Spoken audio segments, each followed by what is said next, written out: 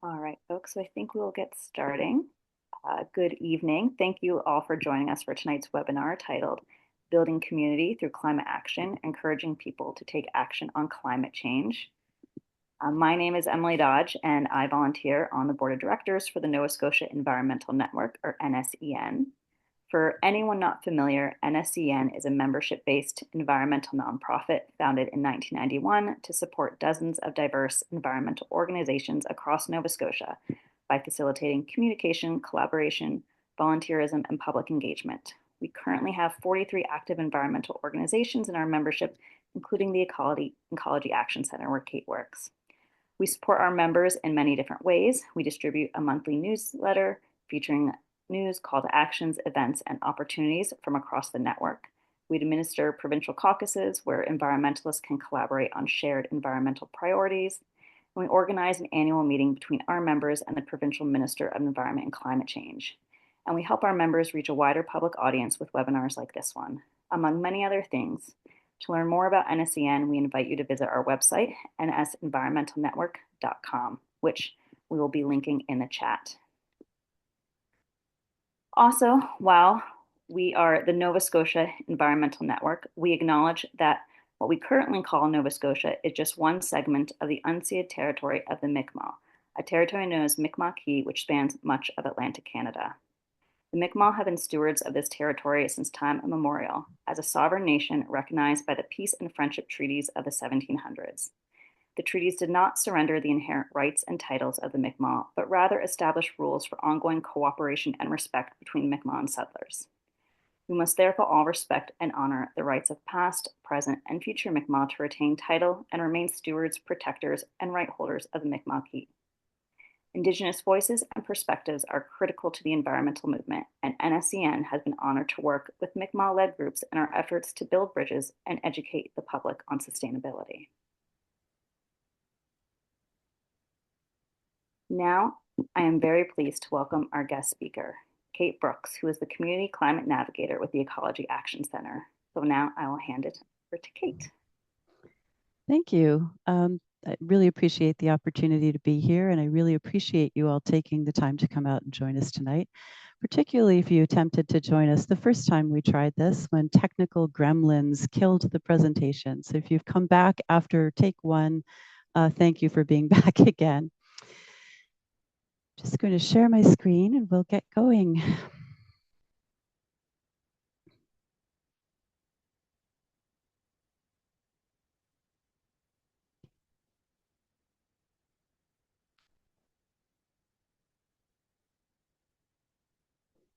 Okay. So my name's Kate. I live in Chibuktuk, Halifax. I go by she, her, and as Emily said, I'm the Community Climate Navigator with the Ecology Action Centre. In this role, I work in deep collaboration with the municipality and other community organizations, supporting community members to take more meaningful climate action. And I absolutely love this role. Tonight, I'm going to be sharing how the Ecology Action Centre, in collaboration with the HRM and other community partners, is working to build community through climate action and the Climate Commitment Badge program. We're going to learn a little bit about the HalifACT plan and what we've heard from HRM communities. We're going to take a quick look at collective action, which is the HRM's approach to collaborating around climate change. And I'll talk about the Climate Commitment Badge program, which was developed to encourage, support, and strengthen communities in HRM through acting together on climate change. Throughout, there are going to be a few opportunities to pause and reflect and contribute, and we'll have time for questions at the end as well. The way contribution is going to work tonight, rather than having sort of chats during those reflection periods, is that I'm going to be encouraging people to ponder a few questions as we go through and share responses in the chat. What I'd like to do at the end of the presentation is to collect all of those responses, read them through the coming week, theme them a little bit for what I'm hearing from this online community, and share back with you some thoughts and resources that might be helpful for you. And this models how we work with community in general, sort of trying to listen to what community is looking for and then provide resources to support that. So I don't know how many of you will have heard of HalifACT. Many people were busy when HalifACT came into action in 2020. We were a little bit busy trying not to get the plague. So unfortunately, I'm finding there are a lot of people who don't know about it. But HalifACT is the HRM's climate action plan. It was only the second climate action plan in all of Canada at the municipal level. And it was developed collaboratively with over 250 community stakeholders, so a deeply community-based plan. It lists 56 actions that are required for the HRM to reach net zero emissions by 2050. These include things that the government, industry, institutions, and we as individuals can do. And one of the plan's major themes is prepared and resilient communities. So it emphasizes our shared responsibility. There's a strong theme of nobody should get left behind as we transition to a more sustainable future, and a recognition that climate change impacts people and communities inequitably, so that we have to make sure that people are getting what they need to move ahead. One of the HalifACT team's first tasks was to figure out what folks in the Halifax Regional Municipality's communities thought about climate change and what they needed in terms of support. So HRM devised 35 pop-up engagements at public libraries throughout HRM over time, and some key themes emerged from the feedback. A lot of the questions were things like, well, what can I as an individual do? Do my actions even matter? What about the government? Is our local government doing anything? And probably most impactfully, is it too late to actually make a difference? And importantly, about 40% of respondents told us that they were worried about climate change, but really didn't know what to do about it. And that number is pretty representative of the Canadian population in general. Across the country, 35 to 40% of people consider themselves worried but inactive. So to address this concerned but inactive group, the HalifACT team decided to use collective action to reach out to community partners for help in developing outreach and support programs that would appeal to a wide swath of the population. So the Ecology Action Centre was approached as a key partner, and we also worked very closely with Halifax Public Libraries and an amazing organization in the North End called Everyone Every Day, which is a project of the Mi'kmaq Native Friendship Centre, to ensure that the programs we developed collaboratively would support as many different kinds of people and as many needs as possible. More recently, we've begun working with How We Thrive and a learning organization called Life Schoolhouse, which brings learning right into people's houses at the community level. And this collaboration has flexed and changed over time. We keep bringing new people in as we learn about community needs and incorporate community feedback. The collective impact approach has been absolutely critical to our success. And I think HRM, the HalifACT team at the HRM deserves a big shout out for this. I think not trying to use the old sort of old-fashioned municipal approach of designing a program that nobody asked for and dropping it on communities, whether they wanted it or not. So what is collective impact? Basically, it involves 5 main conditions. It's a very structured approach, but also very flexible. It involves defining our shared goals and values as organizations collaborating together, developing good communication and problem-solving strategies right out of the gate that build trust and relationship, valuing and using all of the skills that come to the table from all of the different organizations, and measuring progress. And our collaboration, our particular collaboration, really centers the value of relationship and service above ego. And this ethic has guided us throughout the development of our programs together. I think it's important to say that as collaborators, we view this deeply relational work, the hard, sticky work of getting to know each other, getting to trust each other, figuring out how to solve problems, figuring out how to build trust, figuring out how to value everyone's skills. We view this work as a form of climate action in that it challenges the governance and power structures we all really need to change if we're going to make headway on climate change. In other words, if we want our communities to stretch into new ways of being and doing, we also have to be committed to that in how we work. So here's an opportunity to pause and reflect a little bit. And I'm really curious to know from all of you, from your own experiences, what would you say is one ingredient of a successful community collaboration? Perhaps you've been involved in a community group that's collaborated with another community group, or perhaps you've been involved in collaborating with just other individuals in community. From your experiences, can you share one thing that made that collaboration successful? Alternately, perhaps you have not been involved in a successful collaboration because sometimes collaborations go sadly awry. And if that's been your experience, can you name in the chat one thing that really got in the way of collaborating well? While you're thinking about that and typing into the chat, I'll give you an example of what I'm talking about that might kind of prime the pump. One of the things that I've found really helps in collaborations is to name and agree on specific ways of addressing conflict at the beginning of the collaboration. So figuring out right out of the gate, when problems arise, how are we going to address them? What are the mechanisms by which we will address them and not address them?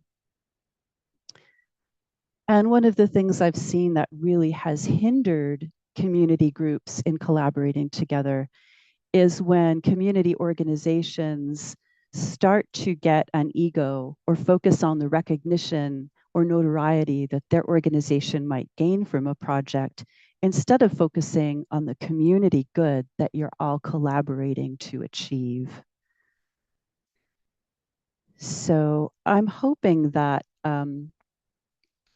what we'll find is a really rich harvest of ideas here in the chat, and that over the next week, I'll be able to reflect a little bit on what you're saying and send back some information that might be supportive and helpful for you. Are people feeling like they've had enough time to put their comments in the chat, or do folks need another minute or so?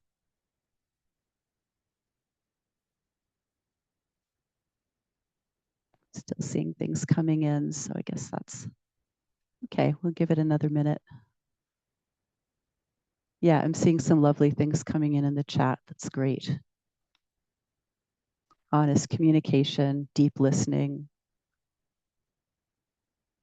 Yeah, lack of transparency. Yep, I can see a lot of great themes emerging in the chat, which I really appreciate.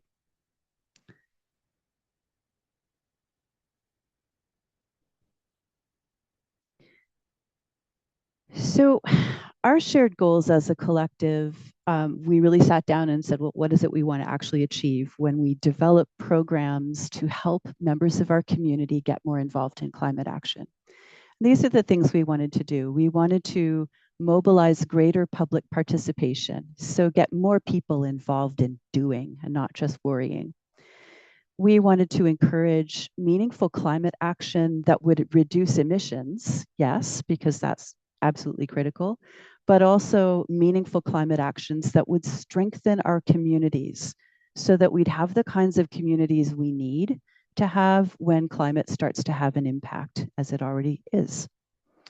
We wanted to find a way to build a community of visible climate champions. So we wanted to be able to make doing something good for the climate super visible in the community.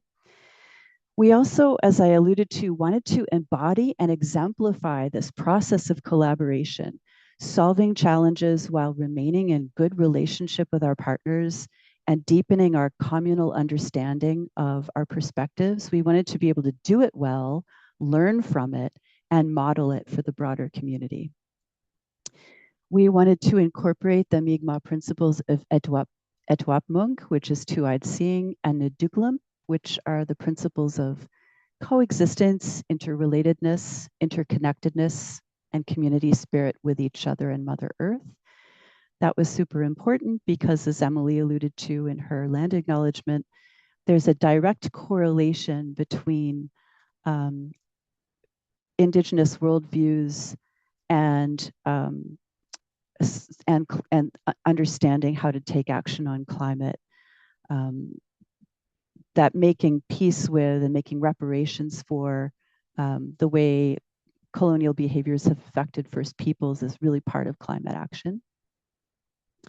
We wanted to, practically speaking, build community capacity and cohesion. So give people opportunities to learn new skills and ensure that everyone, as much as possible in the broad community in HRM, could see themselves in some way in the climate movement so that nobody would get left behind.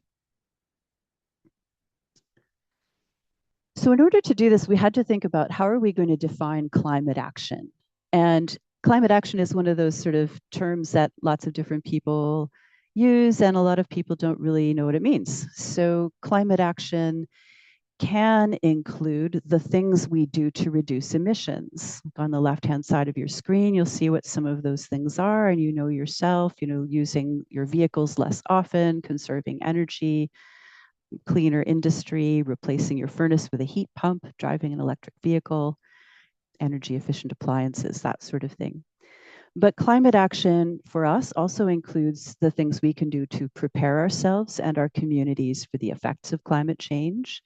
Things like ensuring that there are cooling stations for high heat days, or being prepared as families and communities for climate-driven storms and floods or wildfires. But we've gone even deeper to define climate action as the things we do to challenge and change the systems that are getting in the way of ecological balance. So this is like challenging our own mindsets about how we fit into the natural world, advocating with elected officials, considering how our community groups work or don't, protesting, the deeper work of relational and systemic change. So this very, very broad definition of what constitutes climate action means that there are many, many skills needed and many ways for community members to get involved and feel valued. And that's actually been very central to our success in our programs. People want to feel needed, valued, seen, heard, and appreciated for the skills and talents that they bring to the table. And when we use this broader definition of climate action, it means that more people experience a sense of belonging and get involved. I'll tell you what I mean by that. On the left-hand side of the screen, you'll see a column that says carbon emission focus. And I think if you're my age or older, you'll have lived through the period of climate engagement where the focus was almost entirely on we have to reduce our emissions. It was common at one point to focus only on getting people to reduce emissions. And this was often done in a really admonishing, shaming sort of way. What we found is that that approach has not addressed the structural barriers that contribute to climate change and prevent people from doing their part.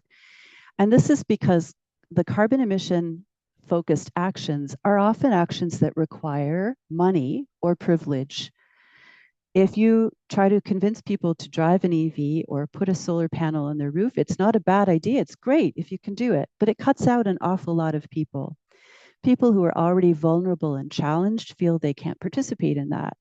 And climate action starts to feel like a burden or a sacrifice or a shame. It leads to a shame spiral, which leads to resentment and the kind of pushback we're seeing right now in the public. The focus is also very much on individual action and what's missing rather than what we have and what we can do. With that broad climate action focus that includes carbon reduction, adaptation, preparation, community building, communication, collaboration, challenging systems, and all of that, what you do is you've created an invitation to contribute unique skills, gifts, and talents that everybody has, and that builds a better community. So climate action viewed in that way can become transformative, connecting, and uplifting as more and more people get involved and find ways to plug in and contribute what they're able to contribute. The focus is on collective action and community assets. What do we have that we can do something with? And everyone feels more valued. We also focus a lot on co-benefits of climate action. I'm guessing that many of you are familiar with the term co-benefit, but by co-benefit, we mean what are the spin-off benefits of taking positive action for the environment? For example, I might dry my laundry on the clothesline in order to be good to the environment and take action on climate change. But a co-benefit of that is that I save some money. That's a co-benefit.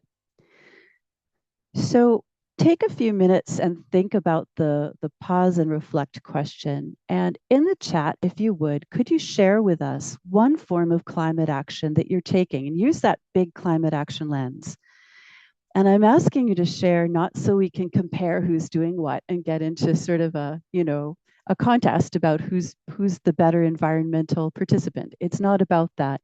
It's about showcasing the many kinds of things we can do to take action on climate change. So go ahead and take a moment and share in the chat one form of climate action you are currently taking, large or small. Think if you can name a co-benefit of that action.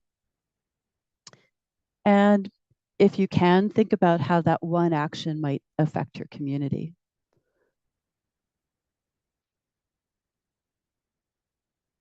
I think about the very tiny climate action I'm currently taking, which is trying to grow a bit of a vegetable garden in my yard to produce a little bit more of my food close to home. It's a climate action because it's attempting to, in a very tiny way, reduce the amount of carbon emissions that I'm responsible for, because the more food I have close to home, the less carbon emission is created. A co-benefit of my taking that tiny action is that my food tastes better. When you grow it at home, it tastes better. Whoops, sorry, flipping through the slides here. And a benefit to the community might be that if I grow the kinds of zucchinis I'm hoping to grow, all of my neighbors will get some zucchinis at some point.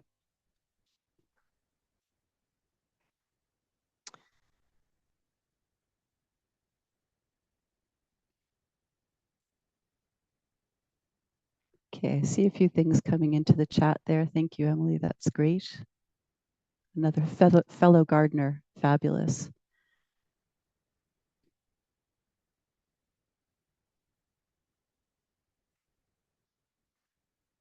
So I'll let you go ahead and think about that and type into the chat as you wish, as you come up with ideas. And I'll go ahead and just describe the Climate Commitment Badge program a little bit, because I'd like to have a little time at the end to take some questions. What you're seeing on your screen right now is the Climate Commitment Badges. These are beautiful badges that we had local artists design for us. We worked with local artists to design the badges based on different aspects of climate action.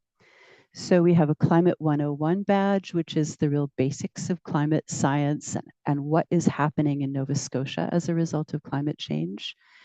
The Getting Around badge, which encourages people to reflect on their transportation habits. The Home Energy badge, which is looking at how we use energy in our homes and apartments. The food badge, which looks at food, gardening, all things food system, and how food interacts with climate change, because food and climate are very closely linked. We have a climate resilience badge, which encourages people to build strong communities, but also to figure out how to work together as communities when times get tough. A nature connections badge, which focuses on how we view ourselves as part of nature and how we can get reconnected to nature, especially those of us living in a really urban setting. And a leadership badge, which I'll tell you more about in a minute.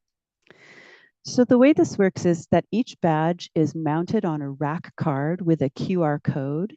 And the QR code on the card leads to this website that we've designed, and it's meant to inspire action. So the content for each of those badges, when you click on each of the badges online, you come to content that's really carefully curated to point people in the Halifax Regional Municipality to HRM or Nova Scotia-based opportunities to learn, take action, and get involved with others. There's a whole lot of information about climate change online. So we wanted to really streamline things, not just to fling information at people, but to try to connect folks to opportunities close to home, opportunities to get out from behind the computer screen and connect with others and try stuff. So we give these badges out for free at pop-up engagements, public events, community gatherings of all kinds. We will go out to any group that asks us for a visit. And the only thing we ask of people when we give them a badge is that they commit to checking out the web content and taking whatever actions they're capable of taking in their life circumstances. So these are little snippets of what the website looks like. I've provided a link at the end so you can check out the whole website for yourself, but these are a few little screenshots that sort of show you how it works. Each badge has its own page of content. And on each page of content, there are several actions listed on the left-hand side, and the right-hand side are buttons that link to local organizations, opportunities, and other helpful content. And the content isn't prescriptive. It isn't like going to a site that says you have to tick off 10 things or you won't be a good environmentalist. It's really meant to inspire and encourage. And the key message is we all have something to contribute. We can't all do everything, but we can all do something. The content was chosen to be as accessible as possible. So there are readings and videos and audio clips and quizzes. We have not yet translated the page, but we are hoping to get some translation in the work so that it's a little easier for some of the newcomer communities. We've written it in plain language. We've included things for people with physical disabilities. We've tried to be as inclusive as humanly possible within the content.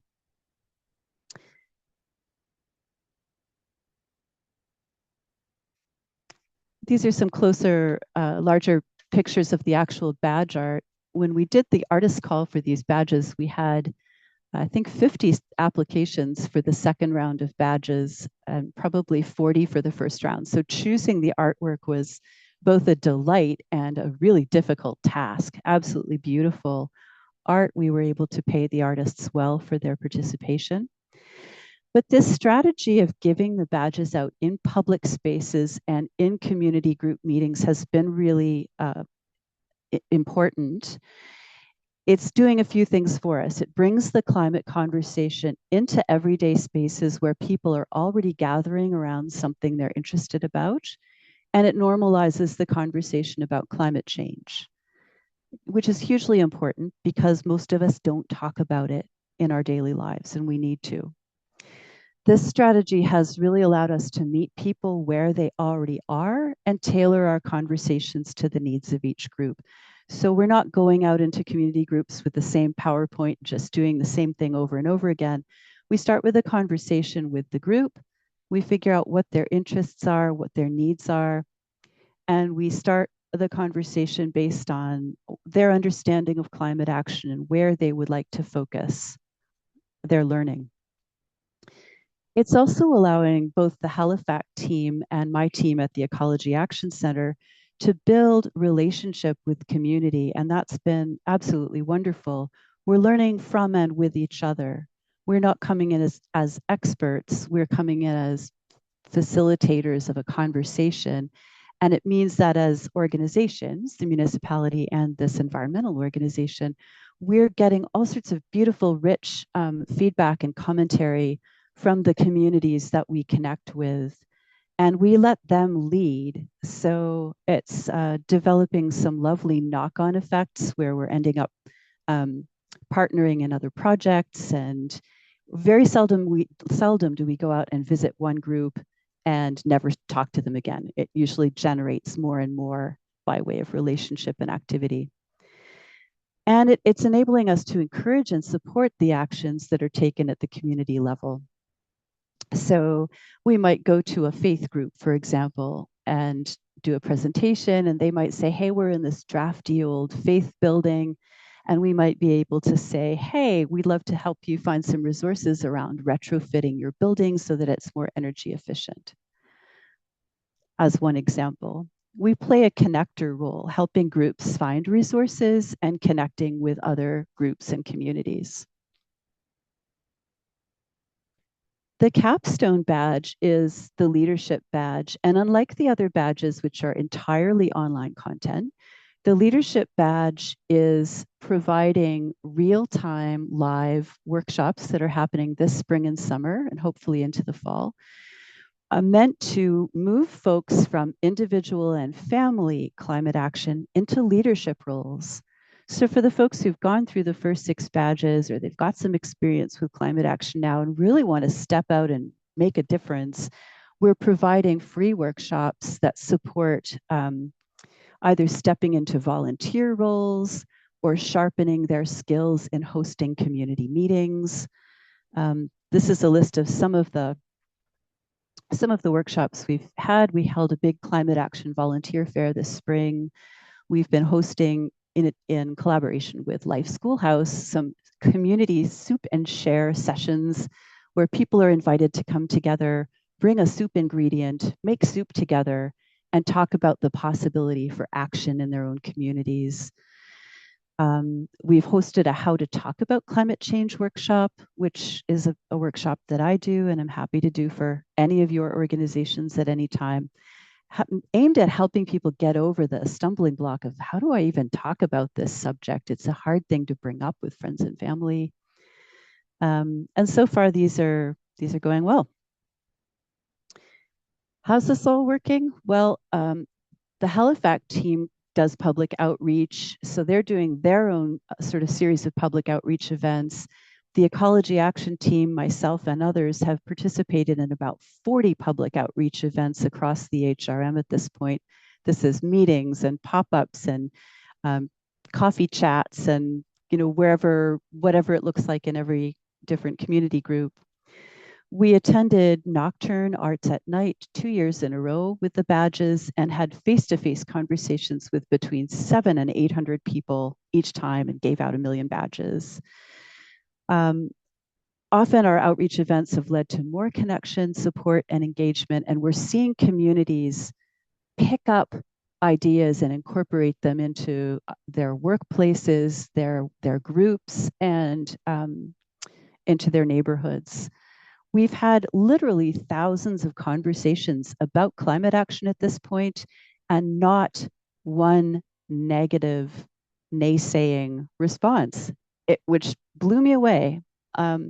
People have been absolutely uniformly excited about the pins, the art, the playfulness, the invitational approach, the feeling that they have something to contribute, that they could join with others, that climate action doesn't have to be depressing, dour, and sad, that it can be a way of connecting with other people and making our communities stronger.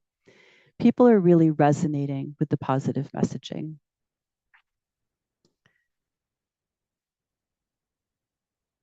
So I think we've got some time for questions for sure, but I would also love it if you felt like sharing in the chat something you're taking away from the presentation tonight. good or bad. Very open to feedback. And I'm always looking for ways to improve on what we're sharing with people and how we're sharing it. So critique is very welcome if you've got it.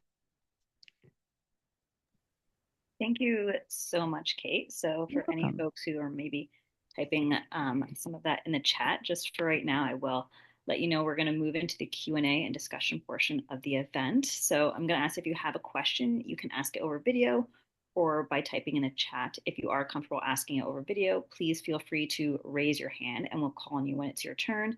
You can find the raise hand function by clicking on reactions in your toolbar and selecting raise hand. If you are asking a question on video, please be sure to keep it to no more than 30 or 60 seconds to respect everyone's time and allow for as much discussion as possible. And again, if you prefer to type your question into the chat, please go ahead and we can ask it on your behalf. We will note that we'll get through as many questions as we can with the time we have today. But if we don't get to yours, don't worry. You will save it to be answered later. And you're also welcome to email your question to us after the event, and we'll do our best to follow up with an answer. You're also very welcome to reach out to me directly, and I can put my email in the chat if anyone wants to reach out at the end.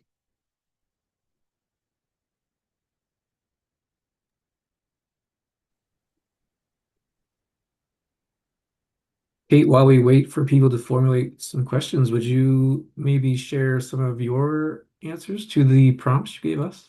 Yeah, for sure. I have to go back and look and see what they were. What was the first one?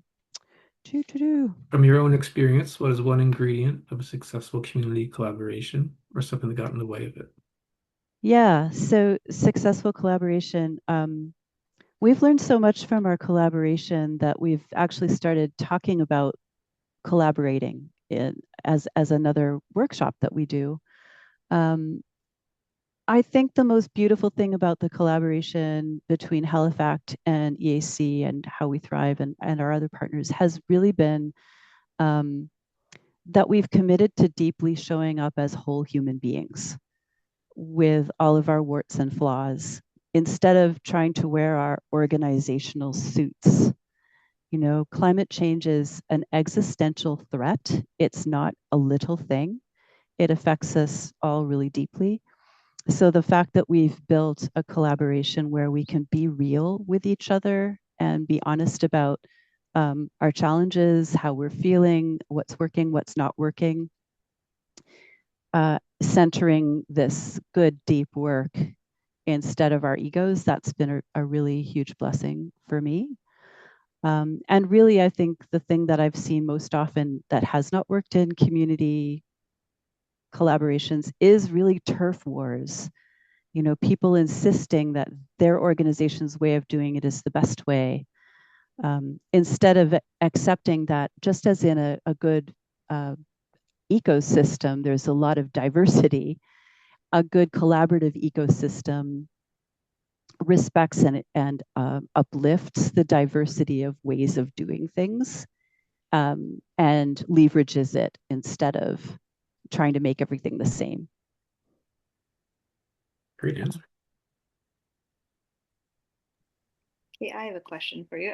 I know the Climate Leadership Badge just recently launched, its most recent one, and I'm just curious if the program like will kind of showcase any examples or projects or actions that come of it as kind of inspiration for maybe folks who want to take a leadership role but aren't quite sure how to do so Right. or where to start. Yeah, we're at the stage of looking at how we're doing some data collecting as we run these workshops. So we're doing some post-workshop feedback from people who are participating, but we're also going back to the participants at the 1 month and 6 month post-workshop mark with a short questionnaire to say, hey, did you go anywhere with this? What did it look like? Do you need any support? And we will be doing some storytelling around that. In addition, our partners at How We Thrive have taken the leadership piece one step further. So we've developed this suite of tools. We've got the Climate Commitment Badge program, which is as I said, meant to really support that 40% of folks who are kind of not sure where to even go with it all. The leadership badge is for folks who are just starting to get into, I want to take this a bit deeper. And then How We Thrive has put together a 9-month climate learning cohort for people who are really serious about going deep with leadership and building actual projects. They had room for 30 folks and they filled the cohort and are now looking at having a second. So I know they're going to be doing some storytelling around the projects that come out of the cohort too. It's really exciting because I'm finding that what we're seeing in community is people are seeing that there are all of these different entry points into the climate conversation through this programming, that wherever you are on the spectrum of understanding or readiness or capacity, there's a way to kind of get involved. And people seem to be really resonating with that.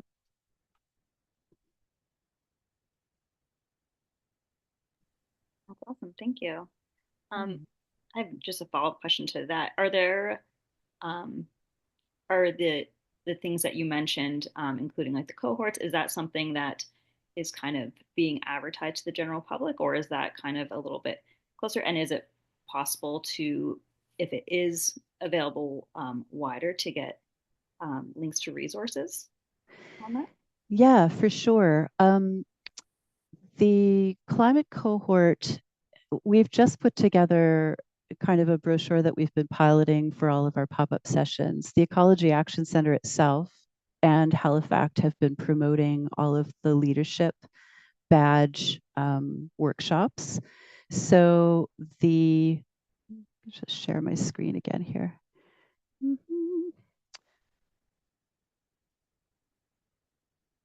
These two links will take you to the Climate Commitment Badge Program online and also to the HalifACT plan. But the Ecology Action Centre's own website also has the leadership badge information and the cohort information on it.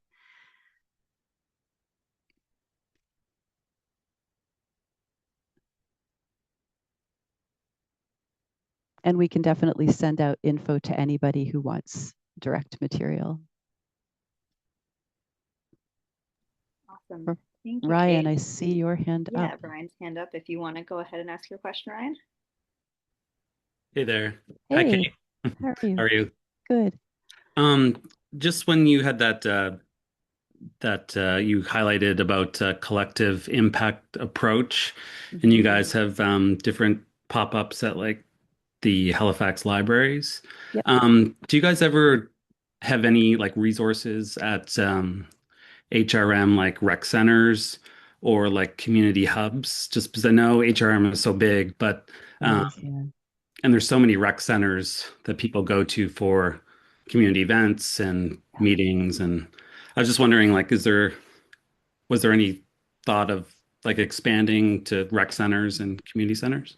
Yeah, we kind of initially talked about maybe we would have the badges available at rec centers and libraries as something that people could just take.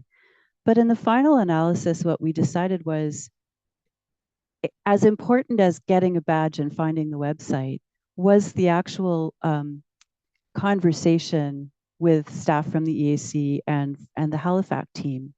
So we've done outreach at some community centers where people gather, we'll go anywhere. But rather than taking that sort of blanket approach, we're really taking an organization to organization to organization approach. We've done a lot of like pop-ups at the Nova Scotia Museum, libraries. I think we've done one rec center as a pop-up where we know a lot of people are going to be already. So we'll do those outreach sessions where we know we're going to hit a large number of people who are there for another reason.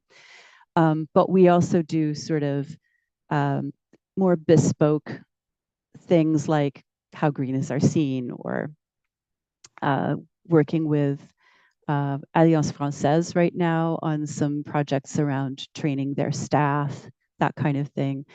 I just find it goes a little bit deeper when it's around building relationship instead of just having the standalone stuff. Yeah. That said, we've had more interest lately from organizations that want to take the badges and use them for their own, to support their own programming. And we're very, very happy to facilitate that. So we've had a few organizations take 20 badges to use in a hiking event or a volunteer event. The only thing we ask is that we give them this little cheat sheet of the kind of core values of the program. Because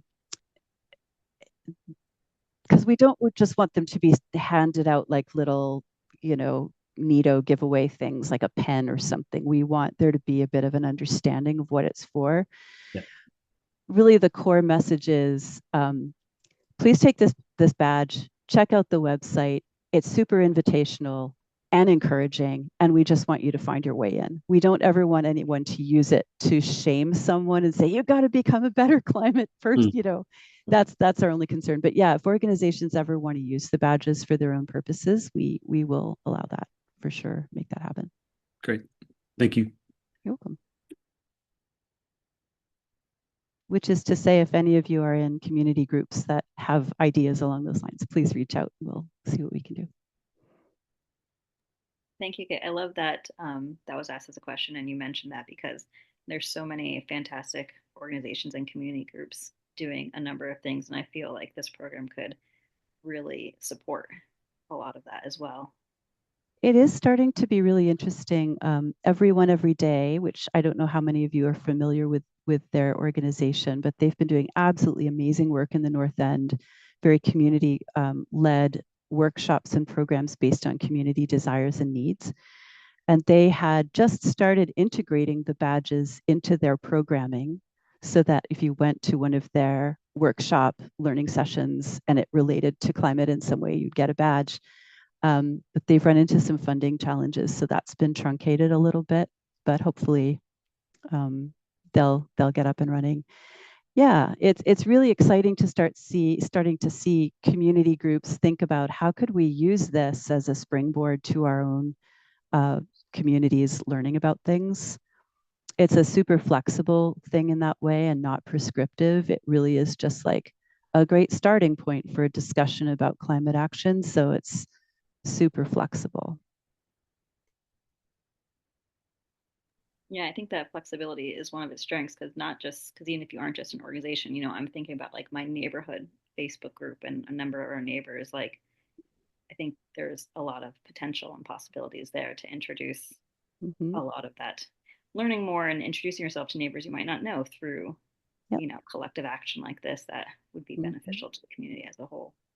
I had a wonderful young woman come up to me at, I think it was at a museum event, and ask if she could take 10 Climate 101 badges because she lives in an apartment building and has started a little intergenerational group so that people of different generations in her building get together and have tea and share stuff. And she wanted to give these to her group to start a conversation about climate change, which was just like beautiful. And we've had nutritionists from public health take the food badges to food related events and give them out with a conversation about how food waste and food choices interact with climate. So yeah, the possibilities are really endless. Yeah, like we've been saying, it's a fantastic, jumping off point, especially if you're unsure about where to start. Yeah. I would just want to throw out there, does anybody have any other questions? And I would also like to note that we had mentioned that, we'll take folks' answers from some of the earlier prompts just because there was such a huge diversity of answers and different ways that people are looking at how people work successfully together and also just own personal actions. So we'll be keeping all of those without any names attached. It'll just be the answers there. So folks can maybe hopefully be inspired by other folks' answers. And we'll have the answers if you were in the previous webinar that had some difficulties. We'll have those answers as well. Yeah. Part of why I really wanted to be able to do that was to sort of mirror how we're working in community, where folks have an opportunity to share kind of their own experiences around climate, see how other people are intersecting with these sorts of questions, and then get a little bit of support for next steps. So NSEN will kindly give me the chat. I'll do a little bit of theming. I'll send some stuff back to Emily and she'll email it out to all of you who are participants. So yeah, we won't be keeping your data or names or anything like that. I just wanted to be able to give something back to you at the end, and thank you for participating. Well, thank you again so much, Kate, for joining us and offering this really informative presentation. And thank you for everyone who was able to attend and participate in the discussion. We will just let you know, as mentioned, that a recording of the webinar will be emailed to everyone who registered. If you would like to rewatch it later, or if you would like to share it with anyone, you're welcome to. And we'll also be sure, as Kate has mentioned, to include some links and contact information as well. The email will also include links to donate or become an NSEN member if you would like to get more involved and support our work. So we're going to be ending the recording now, but thank you so much, everyone. We appreciate everyone taking the time to be here. Thanks.